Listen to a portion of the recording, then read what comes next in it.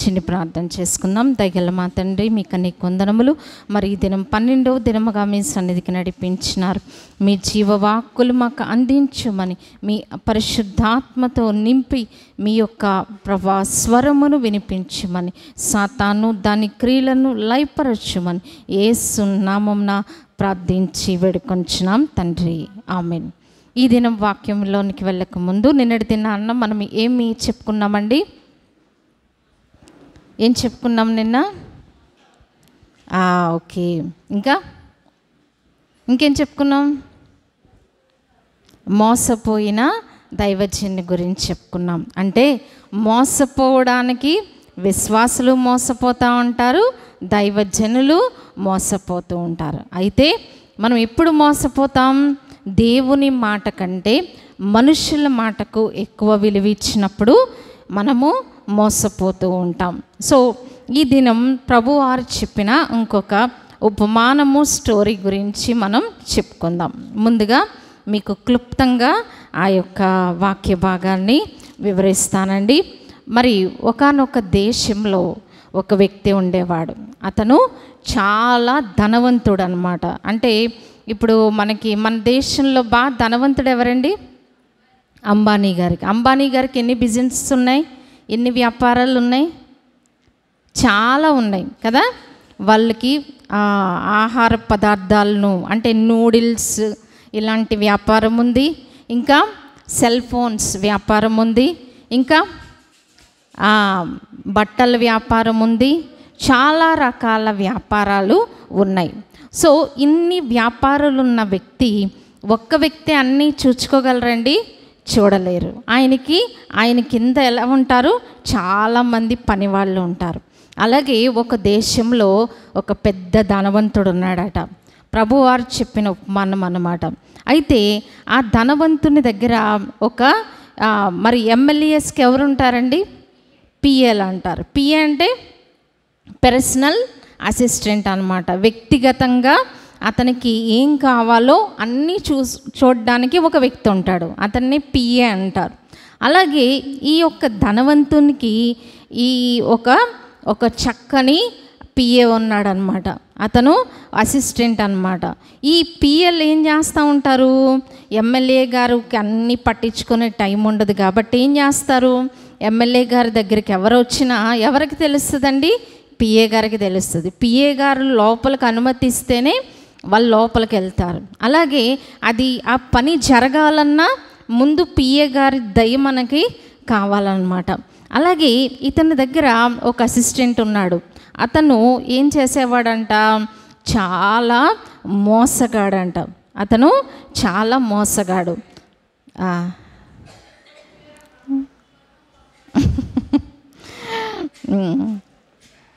So ఈ ధనవంతుని దగ్గర ఎవరు ఉన్నారు? పిఏ.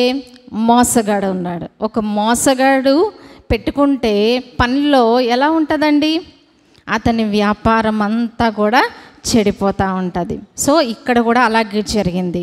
అతనికి పట్టించుకునే టైం లేదు, తీరిక లేదు.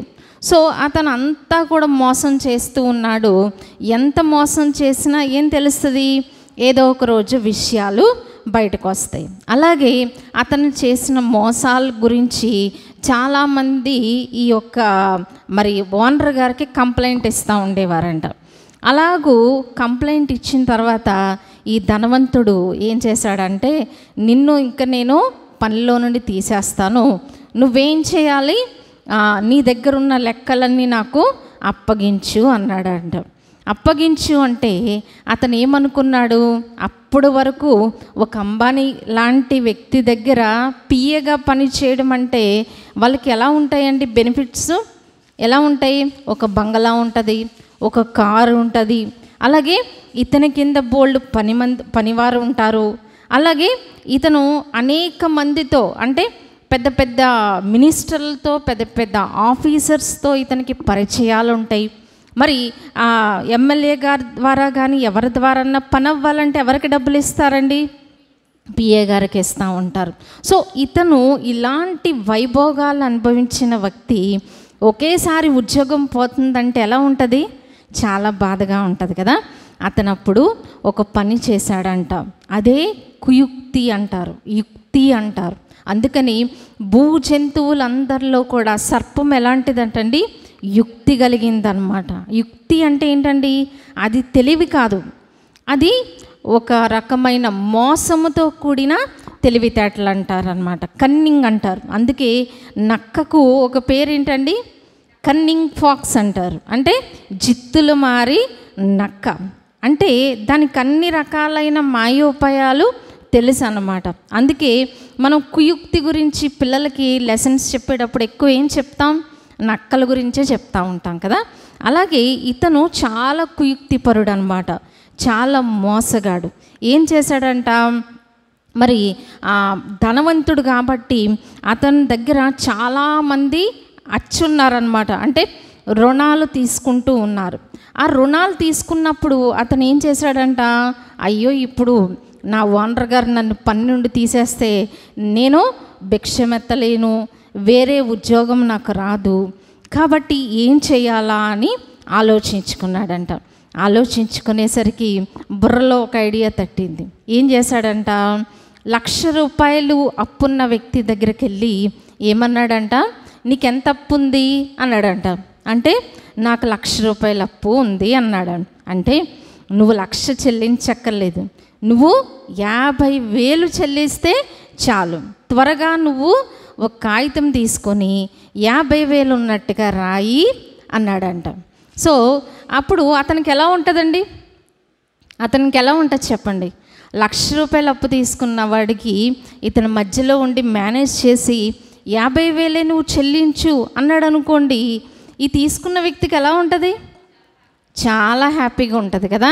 అయ్యో బాబోయ్, 50,000 కలిసి వచ్చినాయి అనుకుంటాడు, కానీ నేను యజమాన్ని మోసం చేస్తున్నానని అనుకోడు. అలాగే 3 లక్షలు అప్పు ఉన్నవాడి దగ్గరికి వెళ్ళాడంట. వెళ్ళి నీ అప్పు ఎంత? 3 లక్షలు, అయితే తీసుకో, 2 లక్షలే అని నువ్వు రాసేయి అని చెప్పేసరికి వీళ్ళు ఏం చేశారు? అమ్మో, ఇతను భలే కలిసి వచ్చాడు కదా, ఇప్పుడే ఈ అప్పు అంతా తీర్చేసుకుంటే వదిలిపోద్దని చెప్పి ఈ 1,00,000 అప్పు ఉన్నవాడు ఏం చేశాడు? 50,000 టక్కన కట్టేశాడు. ఈ 3 లక్షలు అప్పు ఉన్నవాడు 2 లక్షలు టక్కన కట్టేశాడు. ఎందుకని? ఇంకో రోజు ఆలస్యం అయితే 1,00,000 రూపాయలు ఎక్స్ట్రా కట్టాల్సి వస్తుంది అని. అప్పుడు యజమానుని దృష్టిలో ఎలా ఉంటుందండి? అయ్య బాబోయ్, నా గృహ నిర్వాహకుడు నా కింద పని చేసేవాడు ఎంత చక్కగా పని చేస్తున్నాడు అని అనుకొని ఏం చేశాడంట? ఆ గృహ నిర్వాహకుడిని మెచ్చుకొని అతనికి ప్రమోషన్ ఇచ్చాడంట. చూడండి, అంటే ఈ లోక సంబంధమైన తెలివితేటలు ఏ విధంగా ఉంటవి అని ప్రభువారు ఈ ఉపమానం చెప్పారనమాట. ఈ ఉపమానం అందరికి అర్థమైంది అనుకుంటున్నాను. సో మరి ఒకసారి మనం రిపీట్ చేసుకుందాం. పిక్చర్స్ చూపించండి. సో మొట్టమొదటిగా మనం చూస్తే ఇతను ఒక ధనవంతుడు. సో అతని చుట్టూ ఏమున్నాయండి? చాలా అతని దగ్గర చాలా బంగారము, డబ్బు అన్నీ ఉన్నాయన్నమాట. ఇతను చాలా ధనవంతుడు. ఇతని కింద చాలామంది పనివారు ఉన్నట్టుగా మనం చూస్తూ ఉన్నాం. ఇతనికి చాలా వ్యాపారాలు ఉన్నాయి. సో ఇతను ఏం చేశాడు? అతన్ని పిఏ కింద పెట్టుకున్నాడు అనమాట, అసిస్టెంట్ కింద పెట్టుకున్నాడు. ఇతను ఏం చేస్తూ ఉంటాడు? అతనికి సంబంధించిన వ్యాపారాలు, అతనికి సంబంధించిన డబ్బు వ్యవహారాలు, అతనికి సంబంధించిన బ్యాంక్ అకౌంట్స్ అన్నీ ఎవరి దగ్గర ఉంటాయండి? ఈ పిఏ గారి దగ్గరే ఉంటాయి.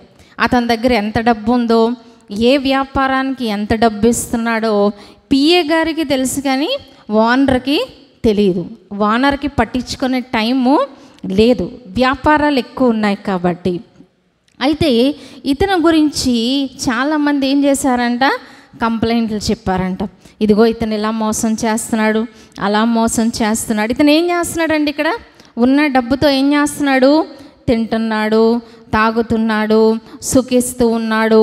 డబ్బుని ఏం చేస్తున్నాడు? ఇష్టానుసారంగా ఖర్చు పెడుతున్నాడు. ఎందుకంటే ఆ డబ్బు ఎవరిది కాదు, తన స్వంత డబ్బు కాదు, తన యజమానుని డబ్బు కాబట్టి ఏం చేస్తున్నాడు? ఇష్టానుసారంగా తిని తాగుతూ పార్టీలు చేసుకుంటూ ఆ డబ్బును ఏం చేస్తున్నాడు? వ్యర్థము చేస్తూ ఉన్నాడు. ఈ విషయాలన్నీ ఎవరి దగ్గరికి వెళ్ళినాయండి? ఓనర్ గారి దగ్గరికి వెళ్ళినాయి. ఓనర్ గారి దగ్గరికి వెళ్ళిన తర్వాత ఈ ఆయన ఏం చేశారు? కోప్పడ్డారనమాట. నువ్వేం చేస్తున్నావు? డబ్బు ఏం చేస్తున్నావు? వ్యాపారం ఏం చేస్తున్నావు? నా లావాదేవీలు ఏం చేస్తున్నావు? నీ గురించి నేను చాలా చెడ్డగా విన్నాను. నిన్ను ఉద్యోగంలో నుండి తీసేస్తాను, నీ లెక్కలన్నీ నాకు అప్పగించు అని ఈ యొక్క అధిపతి ఏం చేశాడు? ఇతని మీద కోప్పడ్డాడు. కోప్పడిన తర్వాత అతను ఏం చేశాడంటండి? సో ఇతను ఏం చేయాలా అని ఆలోచిస్తున్నాడు అనమాట. సో ఇప్పుడు ఉద్యోగం తీసేస్తానంటున్నాడు, నేనేం చెయ్యాలి అని అతను ఆలోచించుకుంటూ ఉన్నాడు. సో ఆలోచించగా అతనికి ఒక ప్లాన్ వచ్చిందంట. ఏం చేశాడంటే అతను మరి అప్పులున్న వారి దగ్గర ఏం చేస్తున్నాడు? ఇక్కడ ఎంత ఉందండి? 5 లక్షల అప్పు. 50 లక్షల అప్పు ఉంది. 50 లక్షల అప్పు ఉంటే ఎంతకు రాయమంటున్నాడండి? 25 లక్షలు అనమాట. అది వాక్యంలో ఉంది, ఒకసారి చూద్దాం. లూకాసు సువార్త 16వ అధ్యాయం, లూకాసు సువార్త 16వ అధ్యాయం, పేజీ నెంబర్ 69 అండి.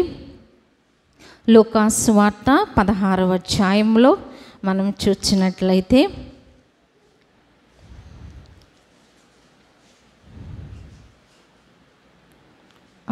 6వ వచనం చూద్దామండి. వాడు ఎంత అచ్చి ఉన్నావని, వాడు ఇంత ఏంటదండి 100 మణుగుల నూనె అని చెప్పగా, నీవు నీ చీటీ తీసుకొని త్వరగా కూర్చుండి 50 మణుగులని వ్రాసి కొమ్మని వానితో చెప్పాను. ఎంత అచ్చున్నాడండి ఇక్కడ? 100 మణుగుల నూనె. సో ఇంగ్లీష్ బైబిల్లో క్లియర్గా ఉందన్నమాట. అంటే ఎన్ని గ్యాలన్స్ అండి? 900 గ్యాలన్స్ అంటారనమాట. అంటే మనం లీటరు తెలుసు మనకి, తర్వాత టన్ను అంటారు. టన్ అంటే ఎన్ని కేజీలు అండి? 100 కేజీలు. అలాగే గ్యాలన్స్ అంటారనమాట. ఒక్కొక్క గ్యాలన్ అంటే పెద్ద పెద్ద బాణలు. అలాంటివి ఎన్ని గ్యాలన్స్ అంట? ఒక్కొక్క గ్యాలన్ అంటే సుమారుగా 4 లీటర్లు అనమాట. 4 లీటర్ని కలిపి ఒక గ్యాలన్ అంటారు. అంటే ఇతను ఎంత అచ్చున్నాడంట? 900 గ్యాలన్స్ అచ్చున్నాడు. అంటే సుమారుగా మీకు 1700 లీటర్లు. దీని వాల్యూ చెప్పేస్తున్నాను, ఇంచుమించు 50 లక్షల రూపాయలు విలువ చేసే నూనె ఇతను యజమానునికి రుణపడి ఉన్నాడు. ఎంతండి? 50 లక్షలు. 50 లక్షలు అంటే మాటలండి. సో ఈ 50 లక్షల నూనె ఇతను ఇవ్వాల్సి ఉంటుండగా ఆ గృహ నిర్వాహకుడు ఏం చేశాడండి? కొట్టేసి ఎంత రాశాడు? 25 లక్షలు. మరి ఈ 50 లక్షలు తీసుకున్న వాడికి ఎలా ఉంటుంది? భలే దొరికింది, జాక్పాట్ అనుకొని ఏం చేశాడు? 25 లక్షలు కూడా చెల్లించేసరికి యజమానికి ఏమైంది? అయ్య బాబా, ఇప్పుడికిప్పుడు ఇతను 25 లక్షలు వసూలు చేశాడంటే నా దగ్గర పని చేసేవాడు ఎంత నమ్మకమైన వాడు అని అనుకున్నాడు అనమాట. సో నెక్స్ట్ దానికి మనం వెళ్ళిపోతూ ఉంటే ఇంకొక ఎగ్జాంపుల్ కూడా ఇక్కడ రాశాడండి. మరి 7వ వచనంలో, తర్వాత వాడు నీవు ఎంత అచ్చి ఉన్నావని మరి ఒకరిని అడగగా, వాడు 100 తూముల గోధుమలని చెప్పినప్పుడు వానితో నీవు నీ చీటీ తీసుకొని 50 తూములని రాసుకోమని చెప్పాను. చాలండి. సో ఇక్కడ మరి ఇంగ్లీష్ బైబిల్లో ఉంటుంది, సుమారుగా అతనంట 27,000 చిల్లర కేజీలు అతను ఏం చేయాలి? తన యజమానికి అన్ని గోధుమలు తను అచ్చి ఉన్నాడు అన్నమాట. కానీ ఇతను ఏం చెప్పాడు? ఎంత రాసుకోమన్నాడు? 80 తూములు. సో దాని వాల్యూ ఎంతంటే సుమారుగా 8 లక్షల చిల్లర అనమాట. యాక్చువల్గా అతను ఇవ్వాల్సింది ఎంతండి? 10,80,000. అంటే సుమారుగా 11 లక్షలు అతను ఇవ్వాలి. కానీ ఇతను ఎంత రాసుకోమన్నాడు? 8 లక్షలు 9 లక్షల దాకా రాసుకోమన్నాడు. అంటే అతనికి ఎంత కలిసి వచ్చింది? 2 లక్షల చిల్లర అతను మరి మోళీ చేశాడు. అంటే ఇతను ఎప్పుడైతే అతను 25 లక్షలు, ఇతను 9 లక్షలు ఇచ్చేసరికి యజమానికి ఎలా ఉంది, నా గృహ నిర్వాహకుడు చాలా నమ్మకమైన వాడు అనే భ్రమ కలిగించాడనమాట. కలిగించి అతను ఉద్యోగాన్ని తీయకుండా ఏం చేసుకున్నాడు, యుక్తిగా నడుచుకున్నాడు. కానీ ప్రభువారు ఏం చేశారంటే ఈ లూకా సువార్త 16వ అధ్యాయంలో ఇదంతా కూడా ప్రభు చెప్తూ ఏమంటున్నారంటే, మనం 13 వచనమండి. కాబట్టి మీరు అన్యాయపు సిరి విషయంలో నమ్మకముగా ఉండని ఎడల సత్యమైన ధనమును ఎవరు మీ వశము చేయను. చాలండి. 15వ వచనము కూడా 13వ వచనం కూడా చదవండి. ఏ సేవకుడును 2 యజమానులను సేవింపలేడు. వాడు ఒకని ద్వేషించి ఒకని ప్రేమించును, లేక ఒకని అనుసరించి ఒకని తృణీకరించును.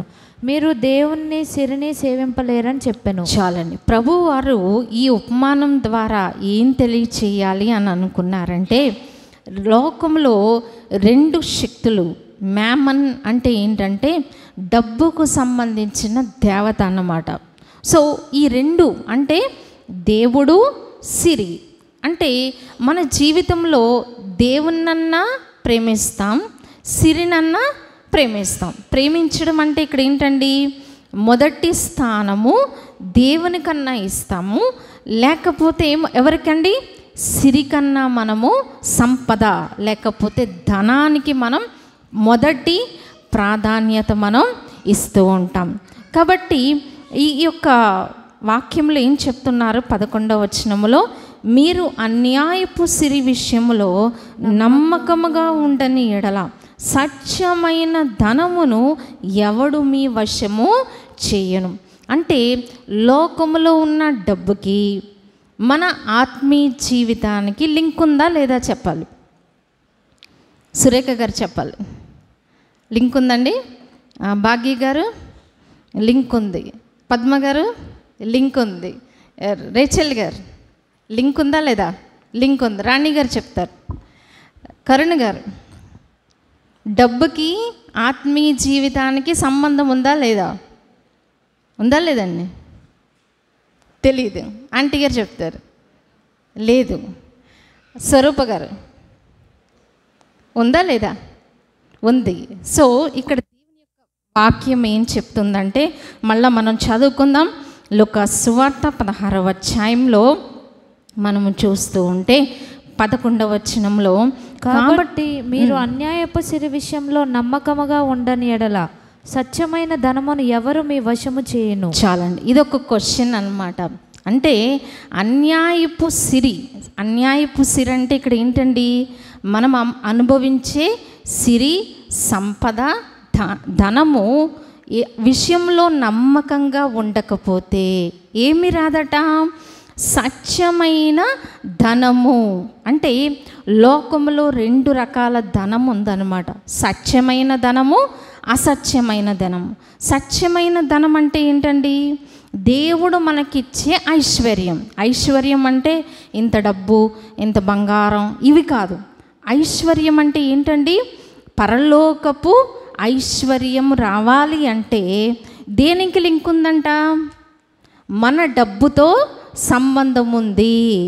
పరలోకపు ఐశ్వర్యాలు మనం పొందాలంటే భూలోకంలో ఉన్న అన్యాయపు సిరి, దీన్ని ఏమంటారు, అన్యాయపు సిరి. సత్యమైన ధనము అంటే దేవుడిచ్చే ఐశ్వర్యం అన్నమాట. అంటే దేవుడు మనకేమిస్తానంటున్నారు, మంటి ఘటములలో ఏం పోసారంట, మహిమైశ్వర్యం పోసారంట. మహిమైశ్వర్యం అంటే మనల్ని డబ్బుతో నింపేరు, మనకి కార్లు, బంగళాలు, ఒంటి నిండా బంగారం అని కాదు.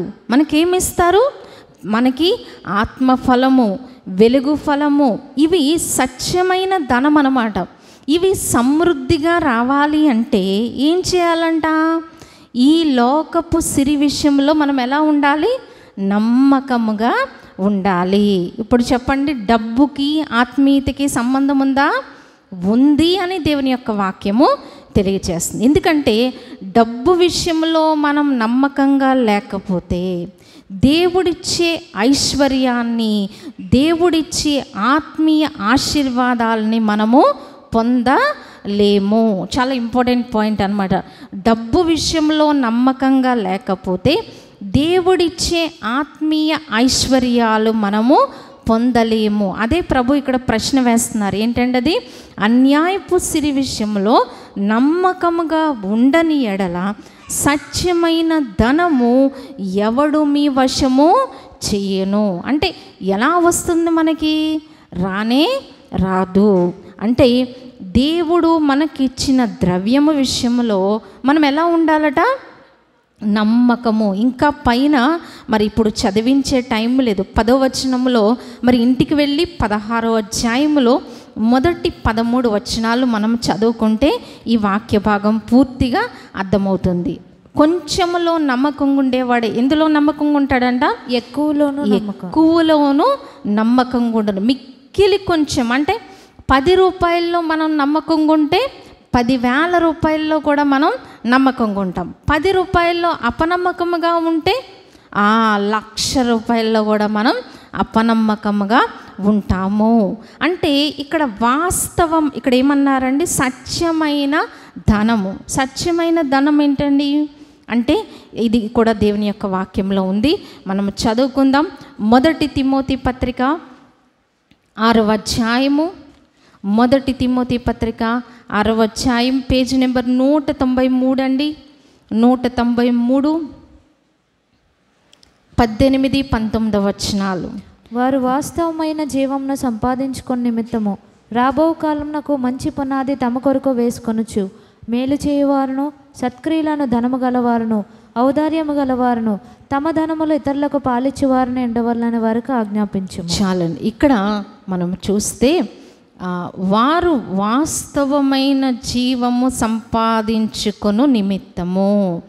వాస్తవమైన జీవము అంటే వాస్తవము లేనిది కాదు, నిజమైన సత్యమైన జీవాన్ని మనం సంపాదించుకోవాలంటే ఏం చేయాలంటండి? రాబో కాలమునకు మంచి పునాది తమ కొరకు వేసుకొనుచు. అంటే మనం రాబోయే కాలం కొరకు పునాది ఎప్పుడు వేయాలంట? ఇప్పుడు వేయాలి. ఇప్పుడు పిల్లలు చదువుకునే వయసు అనుకోండి. ఈ చదువుకునే వయసులో వాళ్ళ భవిష్యత్తు గురించి ఇప్పుడు వాళ్ళు ఏం వేసుకోవాలి? పునాది వేసుకోవాలి. అంటే పునాది అంటే ఏంటండి?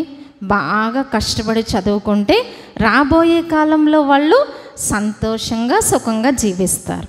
అలాగే కదా మనము కూడా ఆత్మీయ జీవితంలో వాస్తవమైన జీవము, వాస్తవమైన ధనము సంపాదించుకోవాలి అంటే ఇప్పుడు ఏం చేయాలి? మనం పునాది వేసుకోవాలి. ఎలా వేసుకుంటాం పునాది? కిందే ఉందండి. ఏముందండి? మేలు చేయవారును. అంటే మనం ఏం చేయాలంటే ఇతరులకు మేలు చెయ్యాలి. నేను ఒక మాట చెప్తే వారి కష్టం గట్టెక్కుతుంది అంటే నేనేం చేయాలి? అక్కడ ఆ మాట నేను చెప్పాలి. తర్వాత ఇంకేముందండి? సత్క్రియలు అను ధనము గలవారును. ఏం కలిగి ఉండాలంటే ఎలాంటి ధనం అండి? సత్యమైన ధనం అంటే ఏంటి? సత్క్రియలు అను ధనము అంటే ఏంటండి? సత్క్రియలు అంటే మంచి క్రియలు. తబితా గురించి దేవుని యొక్క వాక్యంలో ఏముందండి? ఆమె సత్క్రియలు చేసేదంట. సత్క్రియలు అంటే ఏంటండి? ఆమెకు జీవనాధారం ఏం లేదు. ఆమె ఒక విధవరాలు. ఆమె ఏం చేసేదట? తన చుట్టూ ఉన్న విశ్వాసులకు మరి పేదవారికి ఏం చేసేదట? బట్టలు కుట్టి వారికి సహాయము చేసేది. అందుకే ఆమె గురించి ఏం రాయబడిందండి? సత్క్రియలు చేసేదంట. అందుకే ఆమె చేసిన మేలు బట్టి అందరూ వచ్చి మరి బాధపడినప్పుడు చివరికి ఆమెను ఏం చేశారండి? చనిపోయిన తబితాను కూడా బ్రతికించగలిగారు. అంటే మనము సత్క్రియలు చేసేవారిగా ఉండాలి, మంచి క్రియలు చేసేవారిగా ఉండాలి. మంచి క్రియలు అంటే ఏంటండి? ఇతరులకు మనము సహాయము చేయాలి, పేదవారిని మనం కనికరించాలి. అందుకని బీదలను కటాక్షించువాడు ధన్యుడు, ఆపత్కాలంలో యెహోవా వానిని ఆదుకొనును. ఏం చేస్తారంట? మన ఆపత్తు సమయాల్లో దేవుడు మనల్ని ఆదుకోవాలంటే ఎవరికి సహాయం చేయాలండి?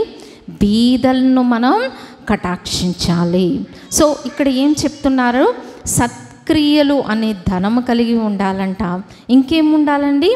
ఔదార్యము కలవారు. ఔదార్యం అంటే ఏంటండి? ధారాళముగా మనము ఇతరులకు చేసేవారిగా ఉండాలి. కష్టములో, నష్టములో, ఇబ్బందిలో దేవుని భయభక్తుల్లో ఉన్న వారికి మనం ఏం చేయాలండి?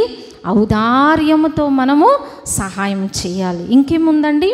తమ ధనములో ఇతరులకు పాలిచ్చువారై ఉండవలెను. ఏం చేయాలంట? మన ధనములో ఏం చేయాలి? పేదలకు, దిక్కులేని వారికి, అనాథలకు, విధవరాండ్రకు మనం ఏం చేయాలట? సహాయము చెయ్యాలి. అందుకే తండ్రి అయిన దేవుని ఎదుట నిష్కళంకమైన భక్తి ఏదనగా, ఏంటండి? దేవుని ఎదుట నిష్కళంకమైన భక్తి ఏదనగా ఏంటండి? ఆ భక్తి ఈ భక్తే కాదు, ఈ భక్తితో ఇంకేముండాలి? దిక్కులేని వారిని, పేదలను, విధవరాండ్రను వారి ఇబ్బందిలో పరామర్శించాలి. సో ఇవి ఇలాగూ చేయటం ద్వారా ఏమవుతుందట? సత్యమైన ధనము మన వశము అవుతుంది. కాబట్టి దేవుడు మనకిచ్చిన ద్రవ్యం విషయంలో, దేవుడు మనకిచ్చిన ధనము విషయంలో మనము నమ్మకముగా ఉంటే మనకేమొస్తాయంట? ఆత్మీయ ఆశీర్వాదములు. అందుకే పౌలు గారు పేతురు యోహానులు కూడా ఒక మాట అన్నారండి. అది చదువుకొని మనం ముగించుకుందాం. అపోస్తల కార్యముల గ్రంథము 3వ అధ్యాయము పేజ్ నెంబర్ 105 అండి. అపోస్తల కార్యముల గ్రంథము 3వ అధ్యాయము 6వ వచనం. అంతట పేతురు, వెండి బంగారంలో నా యొద్ద లేవు గాని నాకు కలిగినదే నీకు ఇచ్చున్నాను, నజరేయుడైన యేసుక్రీస్తు నామమున నడువుమని చెప్పి. చాలండి. మరి పేతురు యోహానులంట దేవాలయానికి వెళ్తూ ఉంటే అక్కడ కుంటివాడు ఏం చేస్తున్నాడు? భిక్షం అడుగుతున్నాడు. అంటే ₹1 ₹2 ఇస్తారు అని చూస్తున్నారు. కానీ వీళ్ళ దగ్గర ఏముందండి? డబ్బు లేదు. అందుకే వీళ్ళు ఏమంటున్నారు? వెండి బంగారములు నా యొద్ద లేవు, కానీ ఏమంటున్నారు? నాకు కలిగినదే మీకు ఇస్తున్నాను. ఏమిచ్చారు? ఆ కుంటివానికి స్వస్థత కలుగు చేశారు. అంటే వెండి బంగారాల కన్నా గొప్ప ఐశ్వర్యం ఏంటండి? దేవుడిచ్చే ఐశ్వర్యము. అలాగే మొట్టమొదటిగా మనం చూచాము, సత్యమైన ధనము మన వశం కావాలి అంటే ఏం చేయాలండి? ఇహలోక డబ్బు విషయంలో మనం నమ్మకంగా, యథార్థముగా ఉండాలి. అలాగే సత్యమైన ధనము అంటే ఇంకొక డెఫినిషన్ ఏంటంటే, మనకిచ్చింది దేవుడు ఆశీర్వదించాలి. అంటే ఏం చేయాలండి? దేవుడు మనకిచ్చిన దాంట్లో మనము నమ్మకముగా ఉండాలి. అందుకే సామెతల్లో ఏముందండి? యెహోవా ఆశీర్వాదము ఐశ్వర్యం ఇచ్చును, నరుల కష్టము చేత ఆశీర్వాదము ఎక్కువ కాదు. అంటే దాని అర్థం ఏంటండి? యెహోవా ఆశీర్వాదం ఏమిస్తుందట? ఐశ్వర్యం. అంటే దేవుని విషయాల్లో మనం నమ్మకంగా ఉన్నప్పుడు మన దగ్గర ఉన్న కొంచాన్ని దేవుడు ఏం చేస్తాడండి? ఆశీర్వదిస్తారు. ఆ ఆశీర్వాదంతో మనకి కష్టాలు రావంట. ఇంగ్లీష్ బైబిల్లో ఉంటుంది ఏంటండి?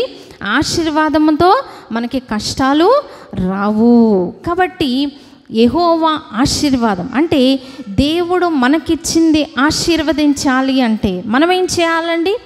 దేవుడు మనకిచ్చిన దాంట్లో నమ్మకముగా ఉండాలి.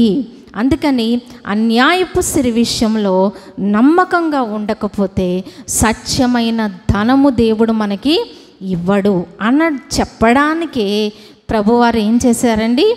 ఈ ఉపమానాన్ని వారికి తెలియచేశారు. కాబట్టి ఈ దినం మనం నేర్చుకున్నాం. మరి అన్యాయస్తుడైన ఆ న్యాయాధిపతి అధిపతి ఏం చేశాడండి? యజమాన్ని మోసం చేశాడు. కానీ అలాగూ చేయకూడదు అని దేవుని యొక్క వాక్యము తెలియచేస్తుంది.